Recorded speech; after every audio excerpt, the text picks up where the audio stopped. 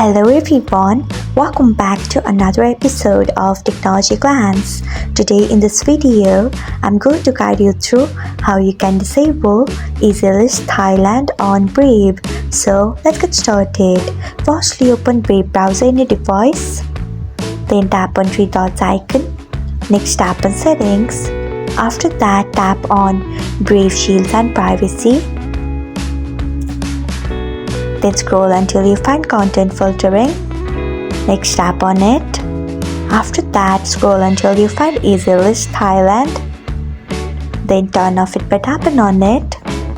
So this is how you can disable EasyList Thailand on Brave. Thanks for watching. If you found this guide helpful, we would love it if you hit the thumbs up button below. We upload great new tech tutorials like this one every day, so do not forget to subscribe to our channel and hit the bell icon so that you'll never miss another update.